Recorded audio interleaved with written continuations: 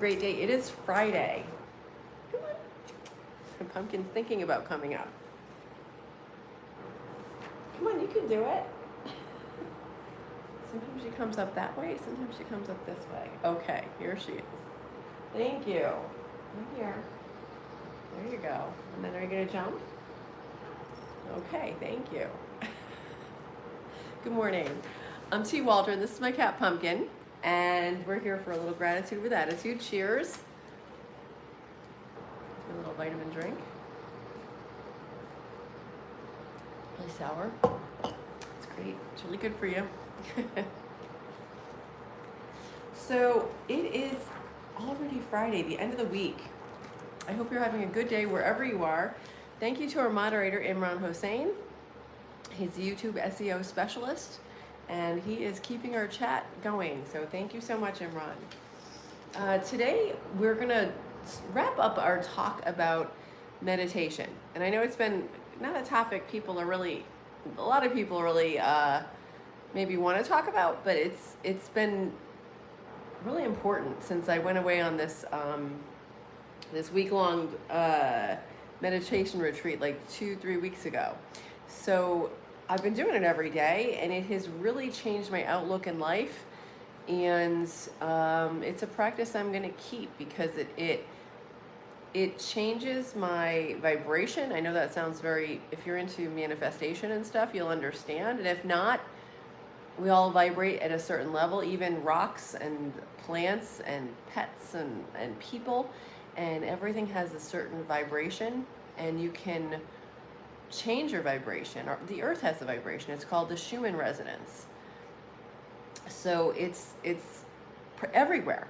And I didn't even realize that was a thing. And learning about it and playing with it has been really fun. So I hope that resonates with you. Let's do a little deep breathing, and then we can talk about a few things. So close your eyes if you have a moment, and you're going to inhale through your nose and hold it, and exhale through your mouth. And we're slowing our breath, regulating our nervous system, and just becoming present. And just when you can think about your breath, when you can focus on it and tune out all your other thoughts, if a thought comes in, just let it float by like a cloud, and just come back to thinking about your breathing, thinking about your cells, thinking about your health, about your heart. Put your hand on your heart if you like. Inhale. And if you do want to do that, it's a really nice practice, and you can focus because it draws attention to your heart. It gives your heart energy. Inhale. It's really nice. And hold it.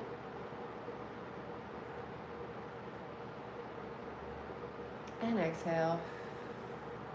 We're slowing our breath down. Inhale through your nose.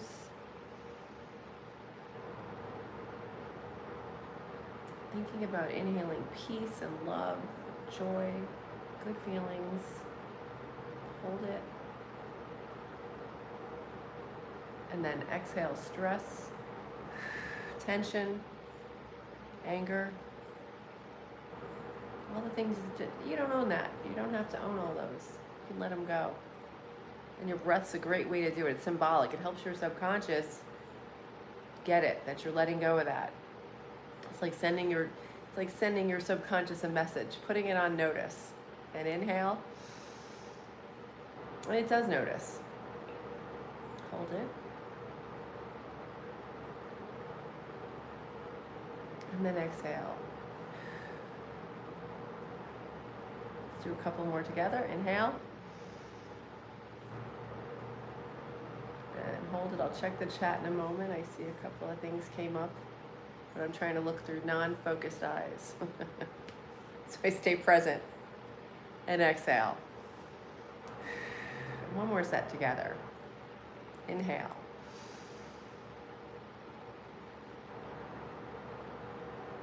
And exhale. Fantastic. You can continue breathing slowly and deeply, and it's just so good for you. But it's nice to do it together because you keep me accountable. Okay, let's see what we have here. Oh, good morning, Art. Nice to see you. I hope you're having a good day. Pumpkin says hello. Do you say hi, Pumpkin? Thank you. Stephen, welcome back. Yeah. It's nice to do, you know, and you can do this anytime. If you have a stressful moment, like you're gonna have a stressful conversation with someone, I usually try to take a few deep breaths and like calm my nervous system down, and it really does work. Or if you have to answer the phone and you don't really feel like it, just even one or two can really help. Yeah. Oh, you've got a fan, Pumpkin. Yes, yes, people love you. Oh, Steven says hi. Art says hi. So we're wrapping up our talk about meditation, and then I'll wrap up a review tomorrow night at 8 p.m. on the Rewired series with Dr. Joe Dispenza and my takes on what he's telling us in that episode. Hello, Muhammad Reza. Thank you. Stephen, you do that with that eye exercise. Oh yeah, I did try. I tried that, like looking up. I think I'm highly hypnotizable, which is no surprise. Hi, Ansari, welcome. Thank you so much. I'm glad you enjoy the content. I am working on, I've got to get some more videos out. I've got 3 that I created, but I want to add that funny little skit to them to make them more relatable. So I'm working on the skits today, so hopefully I can get at least one edited by this weekend and get it up. But it takes a while, so thanks for your patience. Let's see, mute. Yeah, you know, I'm good. I'm glad you picked up the mom energy. That's awesome. Yeah, that's good. What makes you say that? I'm not sure what. Oh, if you don't mind me saying. Oh, well, I tend to believe in people when they say, I used to fall for all kinds of shenanigans. I used to believe people at their word and sort of just be open to different suggestions and things. And now I'm a little bit, you know, I'm cautious, but still fairly open. But I consider the source and motives of people. So yeah, no, good question, Stephen. That's fine. I love that. I love a discussion.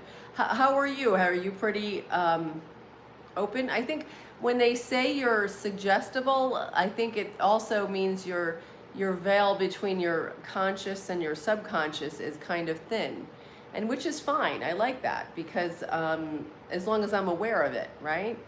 How are you? Do you have a strong tendency to you know, be cautious or keep the veil up, or are you open to stuff? I'd be curious. Yeah, if you don't mind.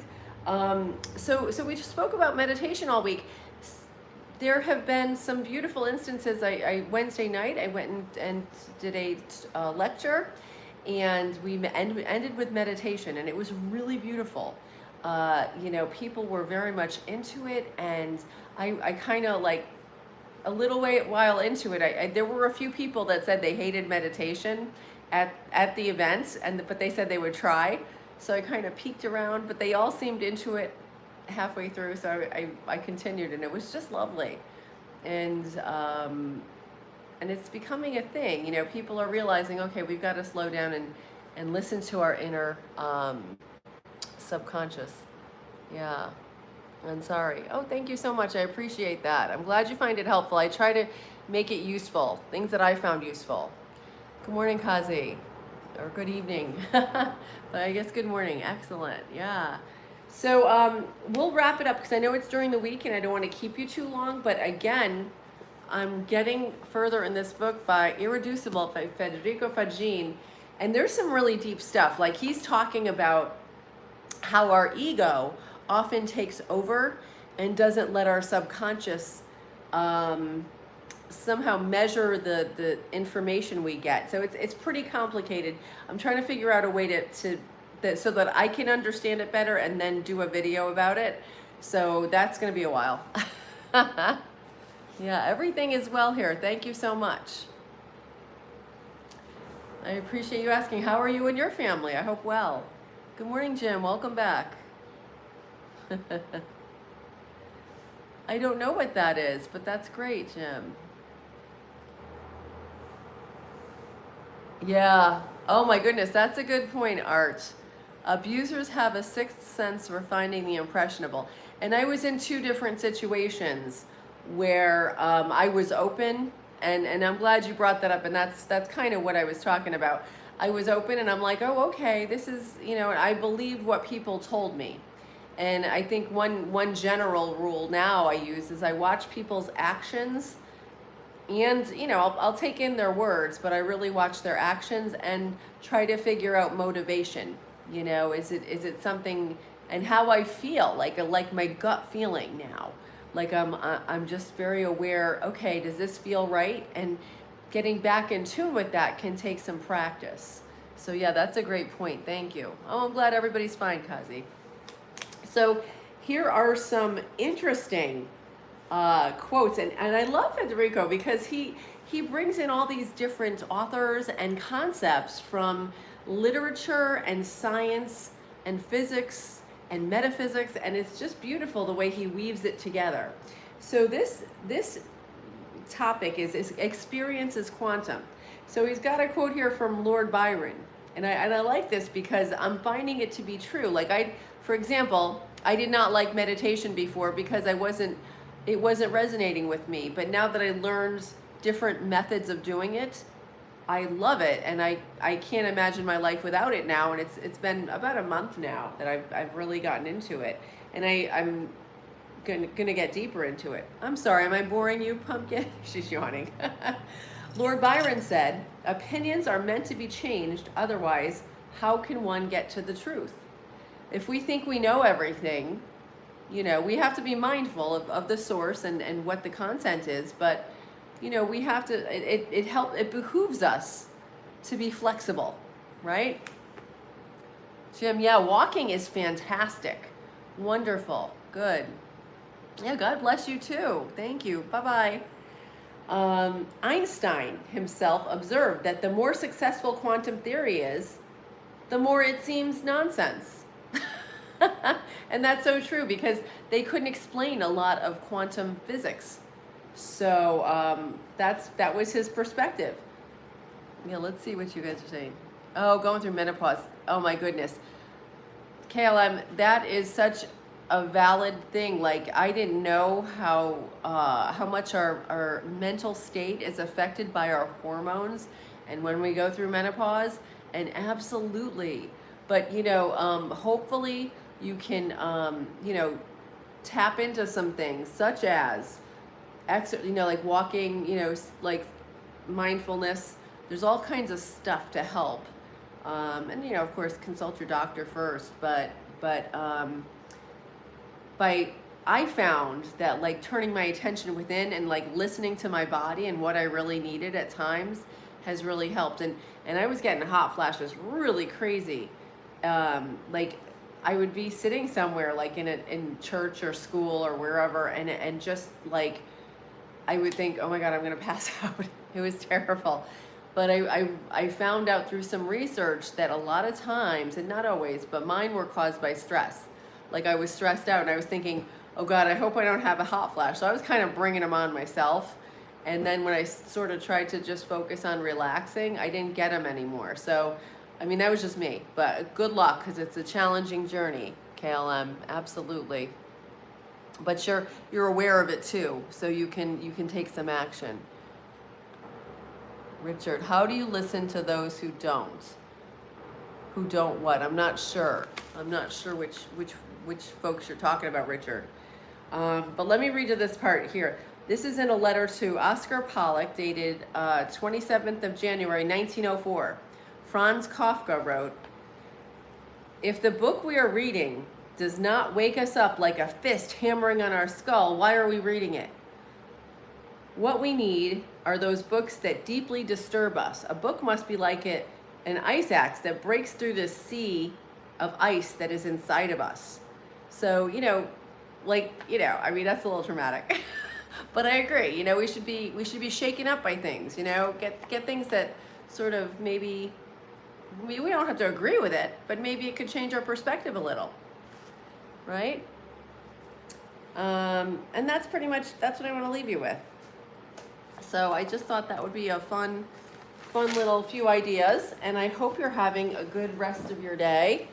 And are you having a good day, Pumpkin? She is. Yeah, I know. So, have a great weekend. And I'm on at 8 p.m. on Saturday and Sunday. Come over here. Don't jump yet. Say goodbye. Can you say goodbye? Nope, she's a cat.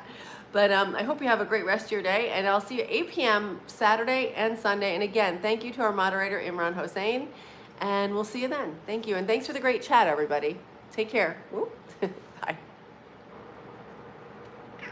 Yes, I know. Hold on.